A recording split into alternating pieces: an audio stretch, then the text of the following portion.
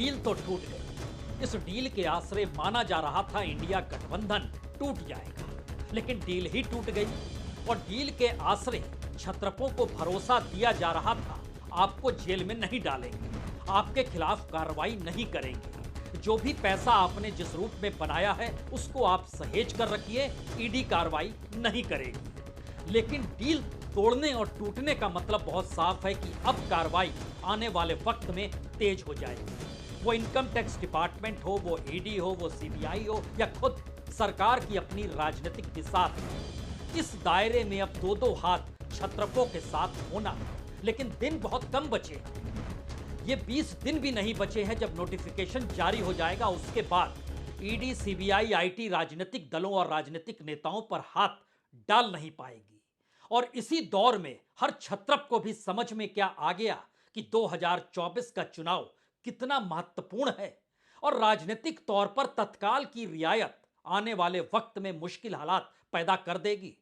इसीलिए बिहार, उत्तर प्रदेश, दिल्ली और महाराष्ट्र 175 सीट, इन जगहों पर इंडिया गठबंधन जिस मजबूती के साथ सीटों के तालमेल की दिशा में बढ़ चुका है और एक एक करके हर राज्य से अब सीटों का तालमेल उभर रहा है, उसने संकेत बहुत साफ कर दिए हैं कि अब दिल्ली में बैठी हुई सत्ता की धड़कनें अगर बढ़ रही है तो उन धड़कनों को संभालने के लिए अब साम दाम दंड भेद हर रास्ते को अपनाया जाएगा। इस रास्ते में पहला रास्ता तो यही होता है कि पॉलिटिकल पार्टी के तमाम उन रास्तों पर नकेल कस दी जाए जहां से पैसा आता है। लेकिन यह कहां किसे पता था कि इस रास्ते को बंद करने के लिए कानून भी अपने हाथ में लेने से सरकार अब कतराएगी नहीं। कांग्रेस के साथ आज यही हुआ। 65 करोड़ रुपए एक झटके में इनकम टैक्स डिपार्टमेंट ने वसूल लिए। यह सरकार ने वसूल लिए, यह सरकार के निर्देश पर इनकम टैक्स के अधिकारियों ने वसूल लिए। बैंकों के मैनेजरों को क्या धमकी दी गई? एक पॉलिटिकल पार्टी से टैक्स नहीं लिया जाता है। एक कच्चा चिट्ठा यह कहता है, दूसरा कहता है कि अब जो 7वां नोटिस दिया गया है ईडी की तरफ से केजरीवाल को, उनका रास्ता अब जेल की दिशा में जाने को तैयार है। तीसरी बात कही जाती है, जो भी अखिलेश यादव के पास पूंजी है, और तीसरी तरफ जो महाराष्ट्र की राजनीति में उद्धव ठाकरे बैठे हैं, अब वहां पर भी घेराबंदी तेज होगी, क्योंकि साम दाम दंड भेद अब कोई ऐसे रास्ते को छोड़ेगा नहीं। लेकिन क्या वाकई इस इंडिया गठबंधन में होती हुई डील को तोड़ने के बाद के समझौतों ने मुश्किल खड़ी बीजेपी के सामने कर दी है? क्योंकि इसी दौर में पूर्व राज्यपाल सत्यपाल मलिक जो करप्शन का मुद्दा उठा रहे थे, सीबीआई ने दो दो एफआईआर दर्ज की, आज उन्हीं के घर पे छापा पड़ गया। इसी दौर में बकायदा सोशल मीडिया के भीतर, वह भी ट्विटर जो अब एक्स के नाम से जाना जाता है, खुले तौर पर सरकार ने कहा जो भी जिक्र किसान आंदोलन का कर रहा है उसको दिखा रहा है, बोल रहा है, अपने कमेंट को कर रहा है, उस पर आप पाबंदी लगा दीजिए। और खुले तौर पर पहली बार अंतर्राष्ट्रीय मंच पर सोशल मीडिया को संभाले हुए एक्स ने कहा यह अभिव्यक्ति की आजादी को खत्म करने की दिशा में बढ़ते हुए कदम है। और पूरी दुनिया में यह बात खुलकर सामने आ गई कि भारत के भीतर चुनाव करीब आ गए हैं। भारत के भीतर चुनाव जीतने का मतलब क्या होता है, और इस दौर में खास तौर से मोदी सत्ता जिसको लेकर इस देश का कॉरपोरेट, इस देश का मीडिया, इस देश के तमाम संस्थान, ब्यूरोक्रेट्स, जिनका सब कुछ मोदी सरकार के साथ स्टेक पर लगा हुआ है, उसे कौन कैसे गंवाना चाहेगा? तो हर रास्ते पर पहरेदारी बैठा दी गई है। राजनीतिक तौर पर जो डील होनी थी, डील टूट गई है। सियासी तौर पर छत्रपों की राजनीति उफान पर है और दिल्ली की धड़कनें बढ़ी हुई है। लेकिन एक जवाब राहुल गांधी ने अपने ट्वीट के जरिए दिया।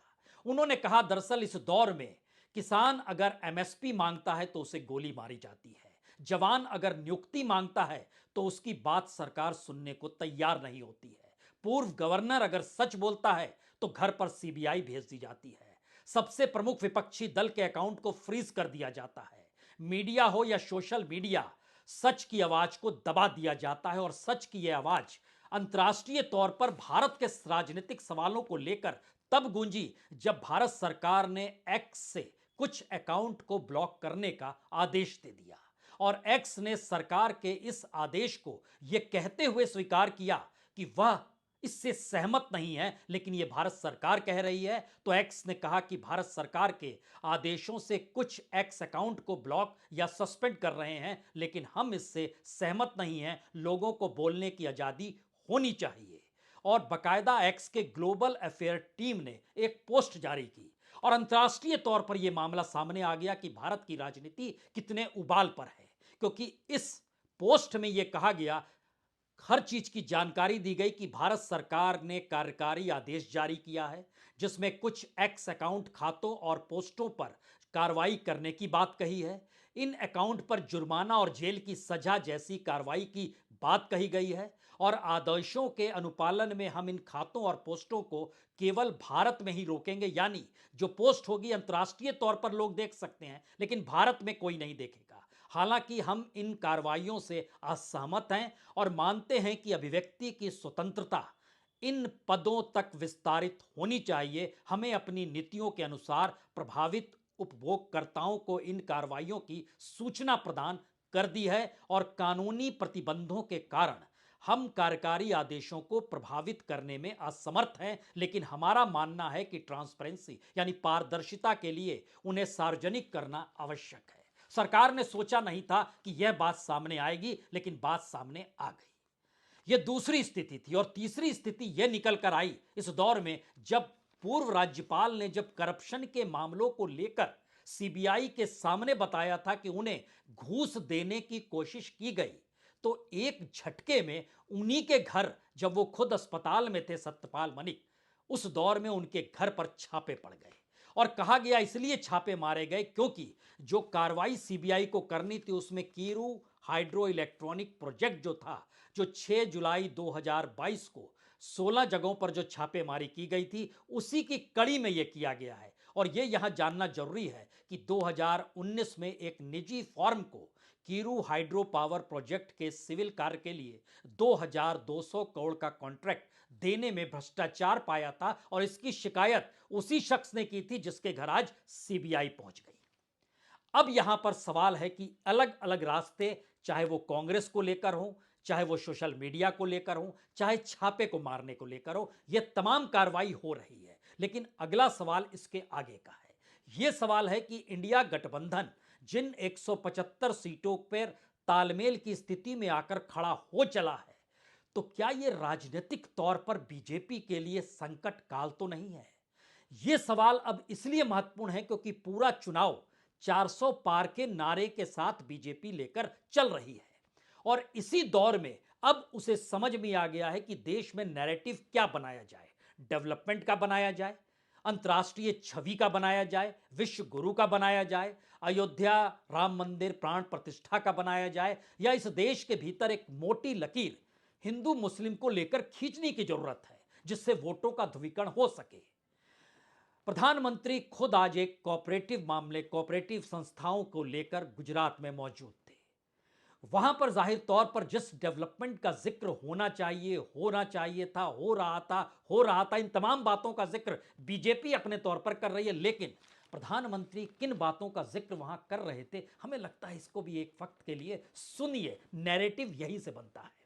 बहनों, हमारे ये मंदिर सिर्फ देवालय है ऐसा नहीं है, सिर्फ पूजा पाठ करने की जगह है ऐसा भी नहीं है, बल्कि ये हमारी हजारों वर्ष पुरानी संस्कृति के, परंपरा के प्रतीक है। हमारे यहां मंदिर ज्ञान और विज्ञान के केंद्र रहे, देश और समाज को अज्ञान से ज्ञान की तरफ ले जाने के माध्यम रहे हैं। जाहिर है जिस वक्त प्रधानमंत्री मंदिर और देवालय का जिक्र कर रहे थे, ज्ञान विज्ञान और भारत के सांस्कृतिक महत्ता को और भारत की परंपरा और ज्ञान को मंदिरों के जड़ों में खोज रहे थे, उसी वक्त छापे पड़ रहे थे। और छापे जिस शख्स के यहां पड़ रहे थे उसने कुछ मामलों को कैसे उठाया, सीबीआई ने दरअसल 2 एफआईआर दर्ज की। 60 करोड़ रुपए का कॉन्ट्रैक्ट जारी करने में करप्शन था। 2017-18 में जम्मू कश्मीर का जो हेल्थ डिपार्टमेंट है वहां पर बीमा योजना का ठेका देने के लिए एक इंश्योरेंस कंपनी से रिश्वत के तौर पर यह पैसा लिया गया था।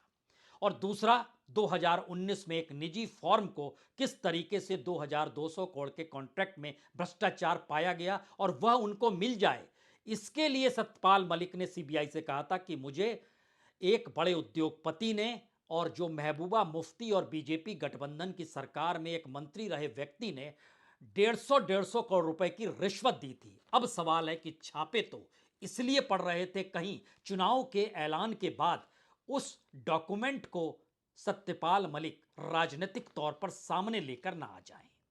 यह एक राजनीतिक जरूरत है सत्ता की कि उसके खिलाफ कोई दस्तावेज इस दौर में सामने ना आए, तो छापे पड़ने चाहिए और छापे पढ़कर उस डॉक्यूमेंट को सरकार के वापस खजाने में डाल देना चाहिए। लेकिन फिर वही सवाल आकर अटका कि यह तमाम डील अपने अपने तरीके से इंडिया गठबंधन के भीतर भी चल रही थी और अब उत्तर प्रदेश की 80 सीट, बिहार की 40 सीट, दिल्ली की 7 सीट, महाराष्ट्र की 48 सीट, यानी कुल 175 सीटें हैं।